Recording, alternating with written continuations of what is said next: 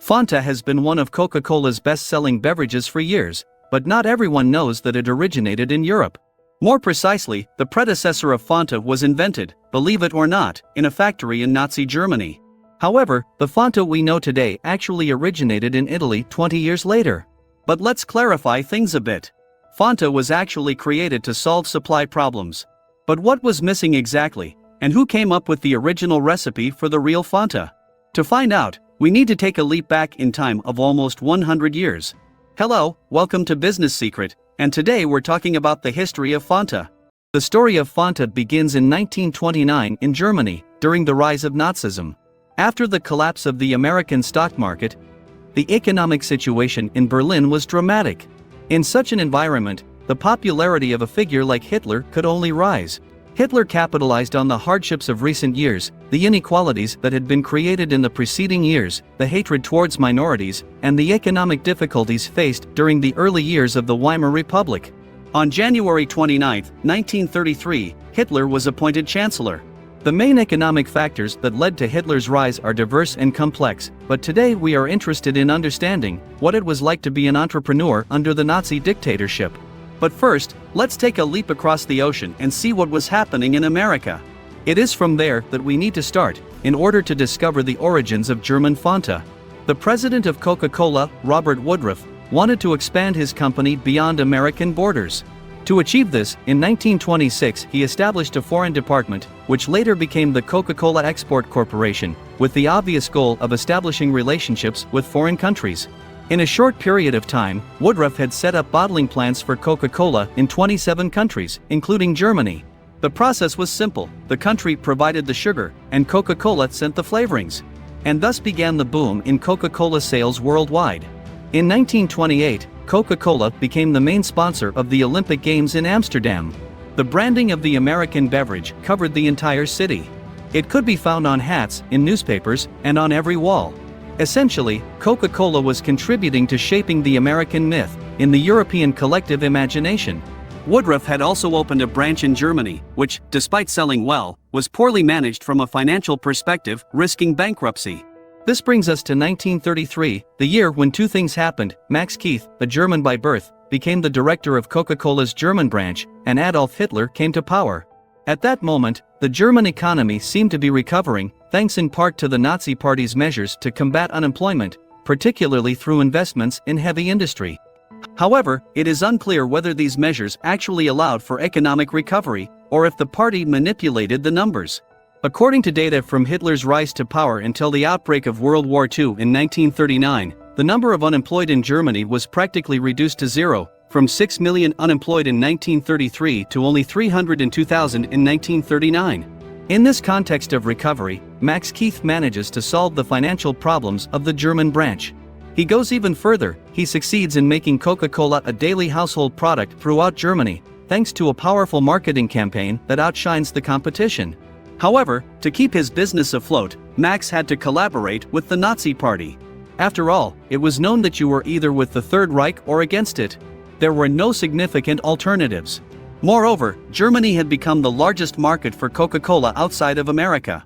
As evidence of how the brand captured the German people, during the 1936 Berlin Olympics, the Coca-Cola logo once again flooded the streets of a European city, this time alongside the Nazi swastika. In that year, Keith managed to sell over 1 million cases of Coca-Cola.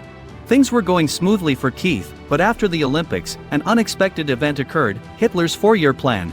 One of the main objectives of this plan was to invest in German companies, at the expense of foreign companies that had invested in Germany, such as Coca-Cola, for example. This process was accompanied by a nationalization process, whereby businesses were nationalized and became the property of Nazi Germany. As a result, supplies from America arrived less frequently, and Keith found himself forced to increase his production capacity to cope with the lack of ingredients provided by America.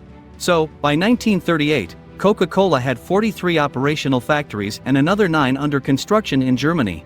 However, with the invasion of Poland and the outbreak of World War II in 1939, and with America's subsequent entry into the war in 1941, supplies from the parent company came to a complete halt.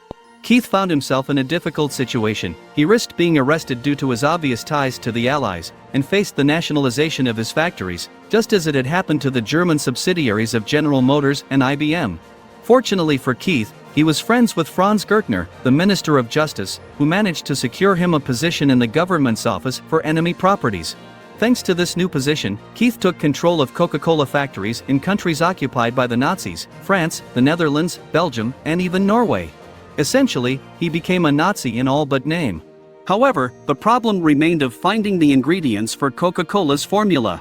Supplies from America had come to a standstill, and in Germany, all resources were directed towards supporting the war. It had become nearly impossible to source the raw materials. To avoid failure, Keith and his team of chemists started working on a new beverage. Using scraps like apple leftovers, jam, or whey, they invented the formula for a new drink. As for the flavors, Keith sourced grape, lemon, and orange scraps from Italy. However, the result of this new formula was not convincing. However, in 1941, Keith was forced to bring it to market to avoid failure, and unexpectedly, the new beverage had significant success. Not so much for its taste, but because many people used it to stretch soups or stews. It became famous due to the lack of competitors in the industry and its name, Fantasie, which means fantasy or imagination in German. In the search for the right name for the product, Keith had asked his collaborators to use their imagination, and that's how Fantasie came about, which would soon be shortened to Fanta. Thanks to Fanta, Keith restarted production. In 1943, he sold 3 million cases of Fanta. Unfortunately, as the American troops advanced and the Nazi expansion declined, Allied bombings began targeting cities, and Keith's factories were reduced to rubble. In 1945, Keith was found by the Allies in a factory demolished by bombings, busy producing his beloved Fanta. And there ends the story of why it is called Fanta. But what many people don't know is that the Fanta, the one that comes closest to the Fanta we know today, was actually invented in Italy, specifically in Naples, in 1955. Dr. Ermelino Matarazzo invented a new orange-flavored beverage. Matarazzo worked for the Naples Bottling Company and obtained permission from Coca-Cola to produce his drink, but with a new formula. This formula had been given to him by Marchesa Boserghi, the owner of a fruit juice company in Catania, Sicily. With her oranges, the new formula no longer contained scraps of scraps like in Germany, but real Italian oranges. During those years, the use of real orange juice in a carbonated beverage was a game changer for the market. This added value contributed to the commercial success of Italian Fanta, aided by aggressive advertising campaigns. The tremendous success of this new beverage in Italy led Coca-Cola Company to acquire the rights of Italian Fanta in 1958. The American company recognized its potential. In fact, Fanta would serve as a catalyst for the Coca-Cola brand, supporting the process that would take it to markets worldwide. Visually and in terms of taste, Fanta fully represented the effervescence and liveliness of the Coca-Cola brand, characterized particularly by its bittersweet flavor and vibrant color. A few years later, Fanta began to be packaged in the famous ring bottle, the distinctive bottle with its textured glass design, which contributed to making the product recognizable throughout the global market. While Fanta played a significant role in Coca-Cola's rise during the 1960s and 1970s, in 2023, it remains one of the flagship products of the American brand. Fanta is sold in over 190 countries and is available in more than 70 different flavors to cater to local preferences. Interestingly, one of the markets where Fanta has less success is the United States itself. Surprisingly, Fanta ranks only 8th in the list of top-selling non-alcoholic beverages. However, we must remember that the carbonated beverage created during World War II by Mr. Max Keith was intended to utilize food scraps, and it was only through Matarazzo's intervention that we have a Fanta that is drinkable even today. But who knows if without Nazi Germany, Fanta would have ever been invented, or perhaps it would have been invented later in Italy by Matarazzo. That is something we cannot know. If you have formed an opinion or would like to add something to the story of Fanta, please leave a comment below, and remember to subscribe to the channel. That's all for today. This is Business Secret, and we'll see you in the next video. Goodbye.